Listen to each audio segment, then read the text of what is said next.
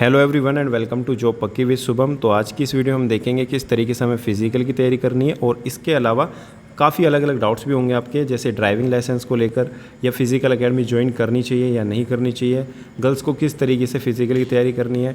और जैसे आपके डाउट ये भी हैं कि आंसर की आउट हो चुकी है, आपने रिजल्ट देख लिया और आपने कट ऑफ का एनालिसिस भी देख लिया आरबी यूट्यूब चैनल पर। वहाँ पर आपको बताया गया कि 125 के आसपास कट ऑफ जाएगी ±5। तो आपका अगर स्कोर 120 है तो क्या मैं फिजिकल की तैयारी करूं या नहीं करूं, सीजीएल को किस तरीके से मैनेज करूं अगर जिसका स्कोर 150 प्लस है। तो काफ़ी अलग अलग डाउट्स हैं, ठीक है। तो आपको क्या करना है, ये वाली वीडियो जरूर देखनी है। इस वीडियो की लिंक आपको डिस्क्रिप्शन में मिल जाएगी, आप डायरेक्ट यूट्यूब चैनल पर जाके चेक कर सकते हैं, ठीक है। बहुत ज़्यादा इंपॉर्टेंट है, ये वीडियो देख लेना। इसके अलावा भी धीरे धीरे वीडियो आती रहेंगी, इसलिए चैनल को सब्सक्राइब कर लेना। जो भी वीडियो होंगी, ठीक है, आपके मन की बातें होंगी, जो भी आपको मतलब लग रहा है कि यार ये चीज़ मैं फील कर रहा हूँ और इस पर एक वीडियो आनी चाहिए, वो मैं ऑलरेडी सोच के मैं वीडियो बना देता हूँ, ठीक है। तो उसकी आपको चिंता नहीं करनी, सिर्फ आपको वीडियो ध्यान से देखनी है और समझना है, ठीक है। तो मैं अपना एक्सपीरियंस भी शेयर करूँगा, क्योंकि मैं क्लास 12 के बाद काफ़ी लगभग 7-8 फिजिकल दे चुका हूँ, चाहे वो air force, navy, ICG, BSF, Delhi police, head constable, ministerial, AWO, TPO या CPO, जितने भी मतलब फिजिकल हैं लगभग, जिसमें 1600 मीटर है, आर्मी को छोड़ के मैंने दिए हैं, ठीक है। तो किस तरीके से 8 मिनट से 6 मिनट में अपना टाइम लेकर आना है 30 दिन के अंदर, कैसे कैसे मैंने किया, ठीक है।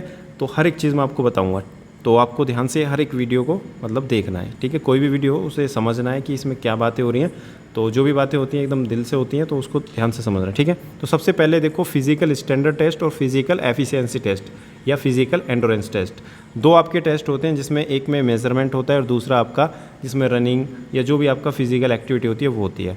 फिजिकल स्टैंडर्ड टेस्ट में आपको कुछ नहीं करना, आपका मेजरमेंट होगा। जैसे कि आपको पता है CPO के फिजिकल एलिजिबिलिटी फीमेल के लिए क्या है कि 157 हाइट होनी चाहिए जनरल की, और जो हिली एरियाज़ में रहते हैं उनके 155, और जो ST कैंडिडेट है उनकी 154।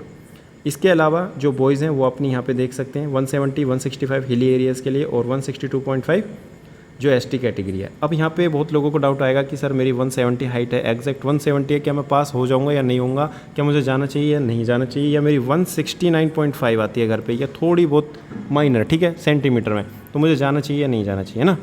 तो देखो, आपको जाना है 170 अगर आपकी हाइट है। तो कई बार क्या होता है कि जैसे कि आप खड़े हुए, ठीक है, वहाँ पे जैसे कि आप यहाँ पे देख रहे हैं, जैसे कि ये लाइन है, ठीक है, ये एक फट्टा रहता है, और फट्टे में क्या आता है, जब आप खड़े हो जाते हो 170 अगर आपकी हाइट है, पूरी आपकी जो मतलब हेड होगा वो टच हो जाएगा, और यहाँ पे फिर स्केल पास करेंगे। अगर स्केल पास हो जाता है तो इसका मतलब ये है कि कहीं ना कहीं गैप है, अगर स्केल पास नहीं होता तो आप पास हो जाओगे, ठीक है।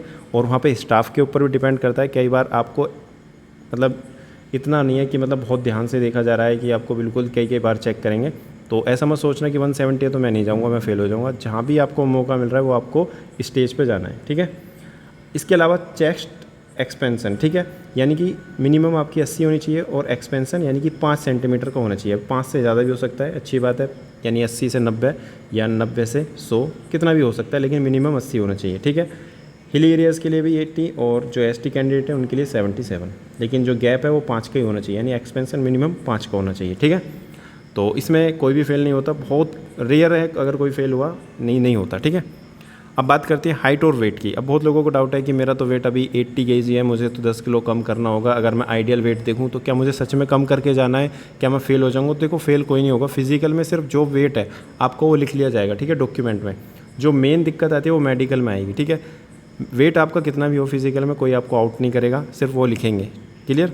तो वेट आपका कोई भी हो, बस कोशिश ये करना कि जितना हल्का शरीर रहेगा उतना आसानी मतलब फिजिकल करने में आसानी पड़ेगी, क्योंकि आप आसानी से भाग पाओगे, ठीक है, एनर्जी ज़्यादा नहीं लगानी पड़ेगी। तो रनिंग करोगे, अगर आपको लगता है कि यार मेरा, देखो अलग अलग तरह के लोग होंगे, बहुत से लोग ऐसे होंगे जो फिट हैं लेकिन उनका टाइम नहीं आ रहा होगा, बहुत से लोग ऐसे हैं जो हेल्थी हैं, ठीक है, उनका वेट ज़्यादा है। सबसे पहले उन्हें वेट कम करना है, मतलब वो पहले 1600 मीटर छोड़ो, 1 किलोमीटर भी नहीं दौड़ पाएंगे, तो पहले अब उनको क्या करना है, भागने की प्रैक्टिस करनी है, ठीक है, वेट घटाना है। तो उनके लिए 2-3 स्टेज हो जाएंगी, ठीक है। एक बंदा वो जो पहले से फिट है पर उसका टाइम नहीं आ रहा, तो हर एक बंदे को अपने लेवल पे वर्क करना है, ठीक है। अगर आपको लगता है मेरा वेट ज़्यादा है तो अभी आपके पास टाइम है, तो आपको वेट रिड्यूस करना है। ऐसा नहीं कि मेडिकल में ही रिड्यूस करूँगा, अभी मेरा वेट कौन देखेगा, या मैं अभी आउट नहीं होऊंगा तो वेट लूज़ ना करूँ, ठीक है। ये आप अभी करोगे तो आपका फिजिकल में भी हेल्पफुल रहेगा, चाहे वो लॉन्ग जंप हो या हाई जंप हो, ठीक है। अब देखते हैं फिजिकल एंडोरेंस टेस्ट, मतलब इसमें क्या क्या होता है। ठीक है, पीएसटी मैंने बता दिया। दूसरा होता है फिजिकल एंडोरेंस टेस्ट, यानी आपको करना क्या है। मेल के लिए बात बताता हूँ, तो मेल के लिए आपको कहना 100 मीटर का स्प्रिंट, ठीक है, और 1600 मीटर आपकी रनिंग। 1600 मीटर आपकी रनिंग होगी। रनिंग होने के बाद तुरंत 5 मिनट के अंदर अंदर आपको क्या होगा, 100 मीटर का सूट लगवाया जाएगा, ठीक है, उसी ट्रैक पर। सेम इसी तरीके से फीमेल का 800 मीटर, और 800 मीटर लॉन्ग रनिंग के बाद 100 मीटर का सूट लगाया जाएगा, ठीक है। टाइमिंग अलग अलग होगी। तो आपकी रेस कंप्लीट होने के बाद आपको फिर लॉन्ग जंप के लिए या हाई जंप के लिए ले जाया जाएगा, जो भी आप मतलब पास में होगा, ठीक है। कुछ बंदों को हाई जंप के लिए और कुछ लॉन्ग जंप के लिए, ठीक है, ऐसे भी हो सकता है, ठीक है। रेस कंप्लीट होने के बाद इन दोनों इवेंट के पास ले जाया जाएगा। तो मेल को क्या करना है, लॉन्ग जंप लगभग 11 फुट 11 इंच, यानी लगभग 12 की आपको प्रैक्टिस करनी है। मिनिमम आपको 12 फीट कूदना है, और लड़कियों को यानी कि गर्ल्स को, फीमेल को कितना करना है, 9 फीट। Clear, long jump. इसके अलावा मेल को जो हाई जंप करनी है 1.2 मीटर, इसका मतलब 311, ठीक है, 3 फीट 11 इंच, यानी लगभग आपको 4 की प्रैक्टिस करके जानी है। फीमेल को सेम उसी तरीके से 3 फीट की प्रैक्टिस करके जानी है, ठीक है। मेल को क्या करना है, 4.5 मीटर एक शॉर्ट पुट फेंकना है, ठीक है, 7-8 किलो का लगभग होगा, वो आपको फेंकना है, उसमें कोई फेल नहीं होगा। जब आप डेली वर्कआउट करोगे, रनिंग करोगे, पुशअप, ठीक है, पुलअप, ये सब तो करोगे, ऐसा नहीं है कि सिर्फ रनिंग का ही काम खत्म, ठीक है। जब आप रनिंग स्टार्ट करोगे, स्ट्रेचिंग वगैरह करोगे, तो खुद से अंदर से मन करेगा कि यार मैं वर्कआउट करूँ, थोड़ा पुशअप पुलअप ये सब भी करूँ, ठीक है। तो ये सब आप कर लोगे ईजिली। अब बात करते हैं टाइम की। तो फिजिकल एंड्योरेंस टेस्ट के लिए जो मेल का टाइमिंग है, यानी कि जो 100 मीटर का टाइम है, यानी कि सूट का, वो 16 सेकंड है, और 16 मीटर रेस का टाइम है 6.5 मिनट, ठीक है। लॉन्ग जंप, हाई जंप और शॉर्ट पुट, तीनों के लिए आपको 3-3 चांस दिए जाएंगे। अगर एक बार आपसे मिस्टेक होती है तो आपको दोबारा चांस दिया जाएगा, फिर उसके बाद तीसरा भी चांस दिया जाएगा। अब ये मत सोचना कि तीसरे के बाद भी कोई चांस दे देगा, ठीक है। तो 3 चांस बहुत हैं, तो मिस्टेक मत करना। और कई बार ऐसा भी हुआ है कि बहुत लोगों ने तीसरी बार में भी मतलब क्लियर किया है, ठीक है, वो बार बार मतलब नहीं हो रहा था, फिर भी किया है। और इसके अलावा देखो, एक बात और बताना चाहता हूँ, जैसा कि मेरा एक्सपीरियंस है, जैसे कि ये आपका पोल हो गया, ठीक है, हाई जंप का। तो बहुत से लोग जो साइड से कूदते हैं, तो क्या एक बार क्या होता कि जो जलंधर है, ठीक है, जलंधर, वहाँ पे यहाँ से साइड से थोड़ा ढलान था, मतलब ऊंचा था, ठीक है, इधर से इधर की तरफ ढलान था, यहाँ पे थोड़ा ऊंचा था। कुछ बंदों ने क्या किया, यहाँ से डायरेक्ट जंप ली थी इधर, तो लगभग जो ये 4 फीट का था ना, ठीक है, 3 फीट 11 इंच, ये कम से कम आपका 2.25 का हो गया, ठीक है, यहाँ से कूदने पे। तो उन्होंने मतलब ये चीज़ नज़रअंदाज कर दी, मतलब आपको एक तरीके से छूट दे दी, ठीक है, रिलैक्सेशन दे दिया कि हाँ चलो यहाँ से भी कर सकते हो, ठीक है, पास कर रहे थे। तो ये हर एक सेंटर में नहीं होता, कुछ कुछ अलग सेंटर में होता है। तो ये मत सोच के चलना कि यार वहाँ पे आसान हो रहा है। कई बार क्या होगा, जब आपका फिजिकल स्टार्ट होगा ना, तो आप अलग अलग वीडियोस देखोगे कि मेरा जलंधर में है, जयपुर में है, मेरा नोएडा में है, या मेरा दिल्ली में है, गुड़गांव में है, या मेरा उड़ीसा में है। तो मैं देखूंगा वीडियो किस मतलब सेंटर की किस तरीके की वीडियो है, वहाँ पे किस तरीके के स्टाफ है ना। तो ये चीज़ सोचना मत, अपने खुद से तैयारी करके जाना। जितना अच्छे से तैयारी करके जाओगे उतना अंदर से कॉन्फिडेंस रहेगा, ठीक है।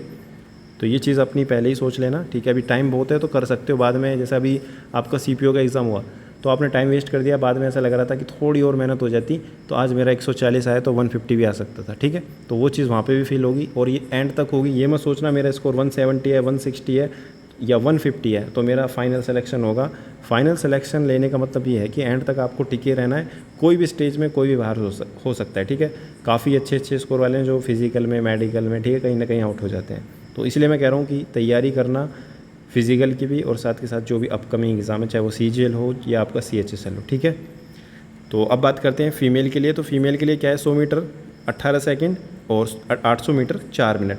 जितना ज़्यादा आप स्प्रिंट मारोगे उतने आपके मतलब पैर मजबूत होंगे, और उतनी ज़्यादा आप एक तरीके से स्पीड बढ़ा सकते हो, ठीक है। उतनी अच्छी रनिंग होगी, स्टेमिना भी बिल्ड होगा। तो ये सब चीज़ें आपको करनी है, और तरीके में बताऊंगा किस तरीके से क्या करना है। लॉन्ग जंप और हाई जंप आपको इसमें भी आपको 3-3 चांस मिलेंगे, और ऑलरेडी मैं बता चुका कितना आपको करना है, 3 फीट और 9 फीट, ठीक है।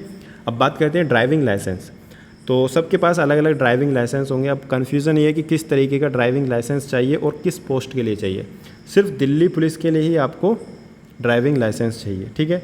बाकी कोई भी जो पैरामिलिट्री फोर्स है, चाहे वो CSF हो, SSB, BSF, CRPF, ITBP, इनके लिए आपको मतलब लाइसेंस की ज़रूरत नहीं है, ठीक है। दिल्ली पुलिस के लिए आपको लाइसेंस की ज़रूरत है, सिर्फ वो भी मेल कैंडिडेट को, फीमेल को इसकी ज़रूरत नहीं है, ठीक है। मेल कैंडिडेट को DP पोस्ट अगर आप सिलेक्शन लेना चाहते हैं, आपको प्रेफरेंस देनी है DP में, ठीक है, तो आपको लाइसेंस की ज़रूरत होगी। अब कब ज़रूरत है वो भी बताऊँगा। तो सबसे पहले ये देख लेते हैं कि लाइसेंस कौन सा चलेगा, ठीक है। आपके पास अलग अलग होगा, किसी के पास बाइक का है, किसी के पास कार का है, लेकिन यहाँ पे LMV यानी लाइट मोटर व्हीकल यानी कि कार और बाइक दोनों का चाहिए, ठीक है। दोनों में भी देखो कन्फ्यूज़न ये हो सकती है आपको, एक होता है लाइसेंस बाइक का विथ गियर, ठीक है, एक होता है विदाउट गियर यानी कि जो स्कूटी का होता है। तो आप अपने लाइसेंस पे देख लेना, जैसे कि यहाँ पे देखो LMV यानी लाइट मोटर व्हीकल यानी कि एक तरीके से कार का है, इसी के साथ यहाँ पे लिखा है WG, ठीक है, MCWG यानी कि विथ गियर यानी कि ये बाइक का है। तो बाइक का और कार का यानी कि ये वाला मतलब आपका ड्राइविंग लाइसेंस चलेगा। इसके अलावा देखो यहाँ पे लिखा है WOG यानी विदाउट गियर यानी कि स्कूटी का, ये नहीं चलेगा, ठीक है। आपके पास सिर्फ बाइक का है तो ये भी नहीं चलेगा, यानी आपके पास कार का और बाइक का दोनों का होना चाहिए। और ये चीज़ देख लेना WG उसमें लिखी है या नहीं लिखी, ठीक है। तो इतना सा काम आपको करना है, चेक करना है अपने ड्राइविंग लाइसेंस में, अगर आपके पास है, अगर नहीं है तो अप्लाई कर लो, टाइम से आ जाएगा, ठीक है। अभी टाइम है काफ़ी, मतलब 2 महीने के अंदर आपका मतलब हो जाएगा, 1-1.5 महीने में मतलब आ जाता है। और अलग अलग स्टेट का अलग अलग जगह का ये मतलब थोड़ा फंडा रहता है किसी की, जैसे कि एक बार क्या हुआ था कि मैं मतलब दिल्ली पुलिस के लिए मैं प्रेफरेंस नहीं दे पाया, क्योंकि वहाँ पे जब मेरा ड्राइविंग लाइसेंस था वो खो गया था, लेकिन मैं फिजिकल में मैंने उसके डॉक्यूमेंट लगाए थे, FIR वगैरह। लेकिन जब बात आई मेडिकल की तो उस टाइम तक मेरा मतलब ड्राइविंग लाइसेंस नहीं बन पाया। वो जो चिप होती है इसके अंदर, ठीक है, जो ड्राइविंग लाइसेंस के पीछे यहाँ पे देखा होगा आपने चिप होती है, वो मतलब जो जहाँ से आना था वहाँ मतलब वो बन नहीं पाई, ठीक है। तो मतलब बहुत ज़्यादा दिक्कत हुई थी उस टाइम पे। तो जो भी है, तो इस चीज़ की मतलब प्रॉब्लम बाद में फेस ना करने पड़े, तो पहले ही बता रहा हूँ कि ये चीज़ अपनी क्लियर कर लेना, जो भी डाउट है वो मुझसे पूछ लेना।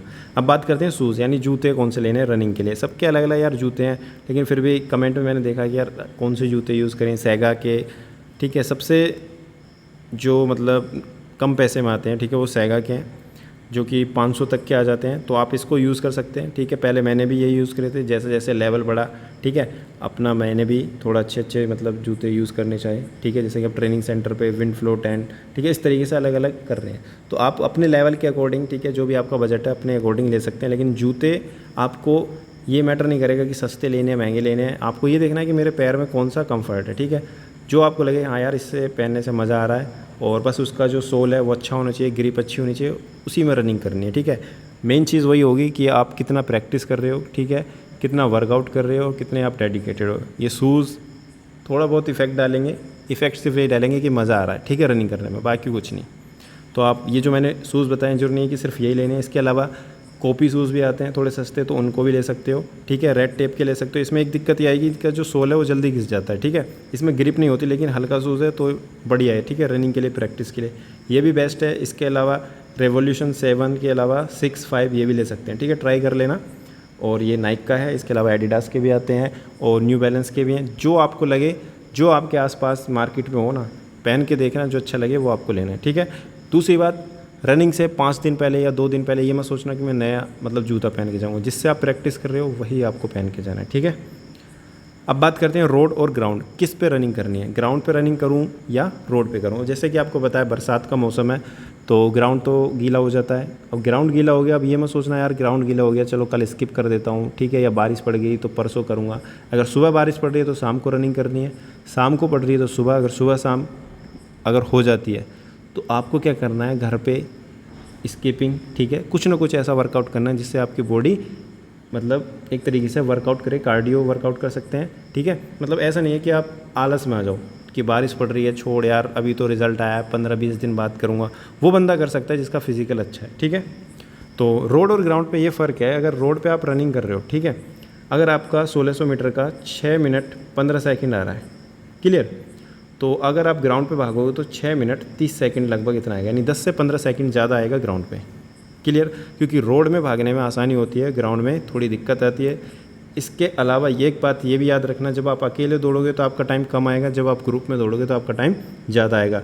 अगर आपका घर पे 6-15 आ रहा है तो वहाँ पे कहीं ना कहीं, क्योंकि शुरू में जब होती है ना भीड़, जैसे मान लो आप रनिंग स्टार्ट करते हो, इतने सारे ये लाइन में बंदे हैं, ठीक है, आपका नंबर कहीं भी पड़ सकता है पीछे यहाँ पर, तो 100 मीटर तक लगभग ये एक ही पेस पे चलते हैं, ठीक है, अलग अलग होना पड़ता है। तो आपकी जो स्पीड है वो तेज़ नहीं कर सकते जब तक इनको आप काटोगे नहीं, ठीक है। आगे हो तो कह नहीं सकते, लेकिन पीछे हो तो आपको टाइम लगेगा।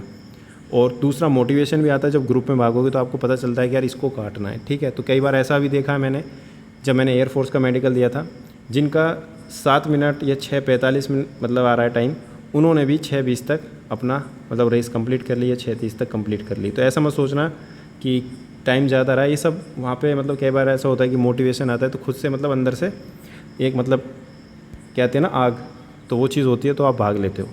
तो आपको क्या करना है, प्रैक्टिस करनी है जहाँ पे आपको सही लगे। जिस दिन ग्राउंड गीला है आपको रोड पे प्रैक्टिस करनी है, और जब आपका ग्राउंड ठीक है तो ग्राउंड पे प्रैक्टिस करनी है। दोनों तरीके से आपको प्रैक्टिस करनी है, लेकिन CPO का फिजिकल मेनली ग्राउंड में होता है, जो आपका ट्रेनिंग सेंटर या जो भी वहाँ पे CTC जो भी मतलब आपको मिलेगा, ठीक है। अब बात करते हैं, is it important to join academy. अब बहुत लोगों को डाउट है, उनको मतलब उनके पास एक तरीके से फैसिलिटी नहीं है। मतलब कोई अगर शहर में रह रहा है तो उसके पास ग्राउंड नहीं है, अगर ग्राउंड है रनिंग के लिए मतलब वो रोड पे भाग तो ले रहा है, लेकिन उसके बाद फैसिलिटी नहीं है हाई जंप के लिए, लॉन्ग जंप के लिए, कैसे करे, ठीक है। देखो, अकेडमी ज्वाइन तब करनी है जब आपको लग रहा है कि यार मेरे साथ कोई भागने वाला नहीं है, क्योंकि अकेले अगर आप भागोगे, ठीक है, तो आपको पता नहीं चलेगा यार कि मुझे कितना इम्प्रूव करना है, ठीक है। आप अपना एफर्ट्स नहीं डाल पाओगे क्योंकि आपके सामने कोई नहीं भाग रहा, आपको ये नहीं पता चलेगा यार इससे आगे निकलना है। जैसे आपको लगेगा यार मेरा सांस फूल रहा है, आपको लग रहा है यार मतलब थक रहा हूँ, तो आप अपनी स्पीड कम कर लोगे। लेकिन जब आपके साथ कोई भागेगा ना, अगर आपको लग रहा है कि मैं थक रहा हूँ, तो भी आपको साइड में जो भी आपके साथ भाग रहा होगा वो आपको क्या करेगा, पुश करेगा कि भाग भाग भाग, ठीक है। ये सभी चीज़ें होती हैं, तो इससे क्या होता है, ये आपको सपोर्ट करेगा। तो इससे आप अपना जो एफर्ट्स हैं वो मैक्सिमम एफर्ट लगा पाते हो, जिससे आपका स्टेमिना भी बिल्ड होता है और जो आपका टाइम है वो भी रिड्यूस होता है, ठीक है। तो ये चीज़ें बहुत ज़्यादा ज़रूरी हैं, ग्रुप में भागना बहुत ज़्यादा ज़रूरी है, तो आपको ये करना है। तो जो गर्ल्स हैं अपने भाई के साथ, बहन के साथ, जो भी आपके दोस्त हैं या जो आपको लगता है कि यार मेरे मतलब साथ भाग सकता है, कोई रनिंग कर सकता है, तो उसके साथ आपको प्रैक्टिस करनी है डेली। और वेट अगर किसी का ज़्यादा है तो सबसे पहले फोकस करना है कि वेट रिड्यूस करे, ठीक है। कार्डियो एक्सरसाइज करके जो भी जैसे भी करना है वो मैं आगे बताऊँगा। तो आपको ये काम करना है। एकेडमी तब ज्वाइन करनी है जो आपको लग रहा है कि नहीं यार मैं नहीं कर पाऊँगा, मेरे पास फैसिलिटी नहीं है और यहाँ पे मैं करूँगा, ठीक है। तो एकेडमी ज्वाइन करने का कोई नुकसान नहीं है, फ़ायदा ही होगा, क्योंकि वहाँ पे आपको एक राइट डायरेक्शन मिलेगी, आपके पास हर एक चीज़ की फैसिलिटी होगी, किस तरीके से हाई जंप करनी है, किस तरीके से लॉन्ग जंप करनी है, ट्रिक्स बताई जाएंगी, ठीक है, तरीके बताए जाएंगे। तो आप ज्वाइन कर सकते हैं, या आपके ऊपर है।